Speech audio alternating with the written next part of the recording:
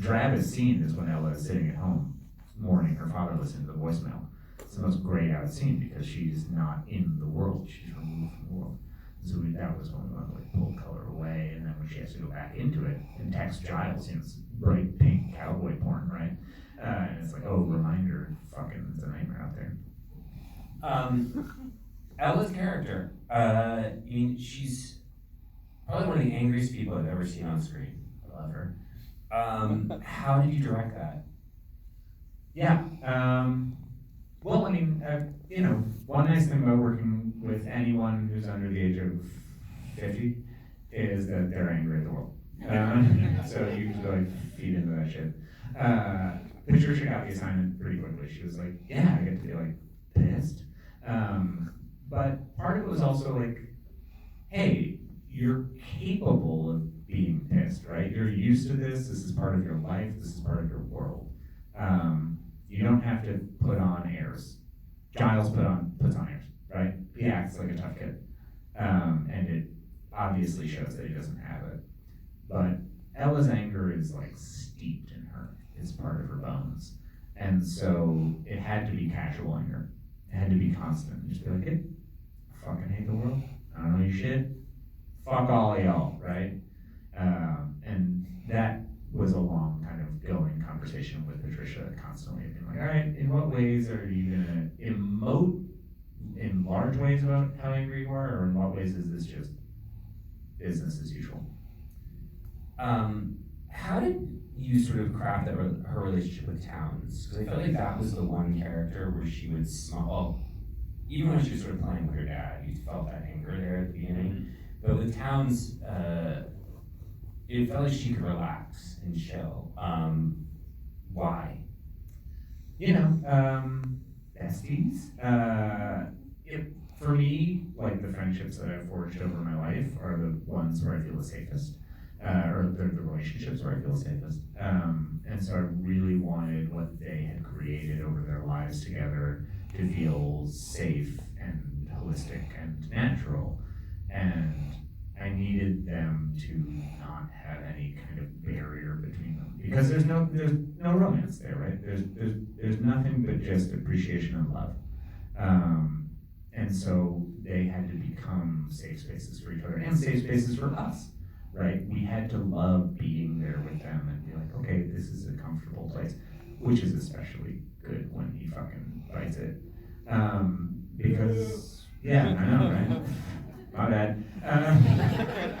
But it had to feel so loving and safe and good that everything meant something when anything happened to them.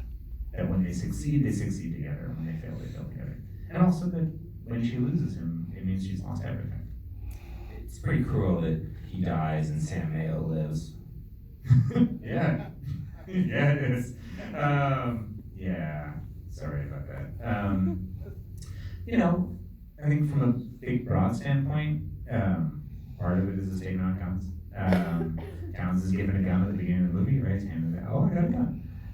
He's looking at the fucking barrel of it like an idiot. And he's playing in a world of violence, and he's taking it lightly, and he has to eventually work his way into a world of real violence, and of course that comes back on him. Sam Mayo, of course, is somebody who deals in real violence constantly and washes his hands of the entire thing. He's fully aware of what a gun does. He's fully aware of what it is to kill somebody, and yet he doesn't carry his own gun. He never pulls a trigger. He just sends other people to go do the work because he knows what it means. And so Towns, for all his good intention and all of the love that we give him, is swimming in the deep end. And Sam Mayo has floaties.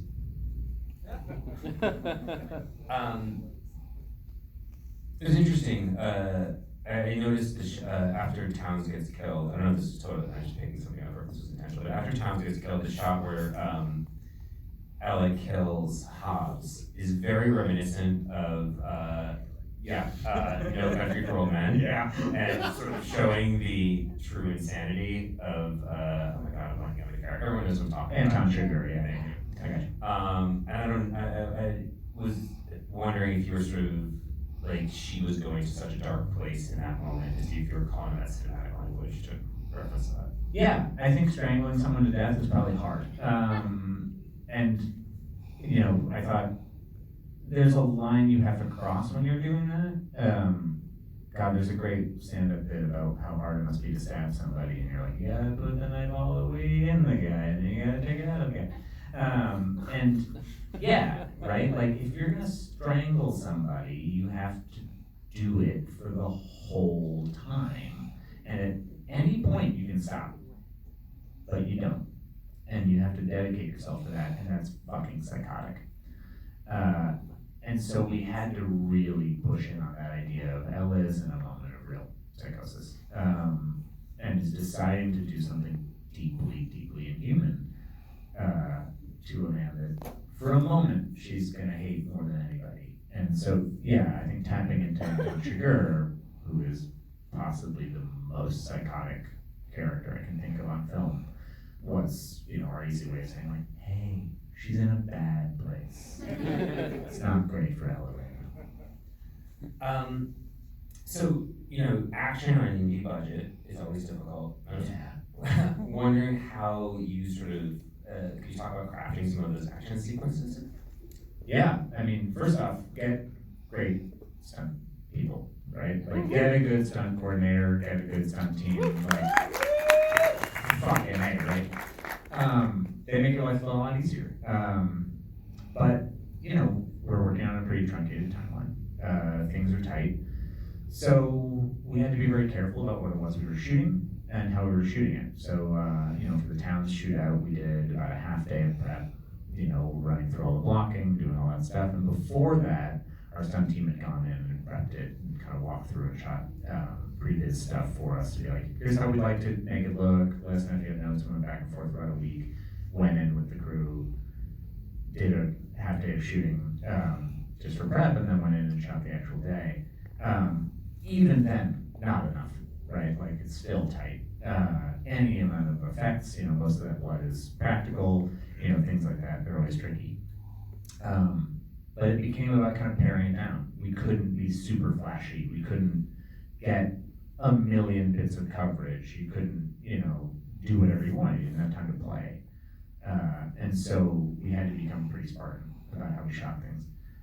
In the laser tag fight, that whole fight, I'm glad you liked it.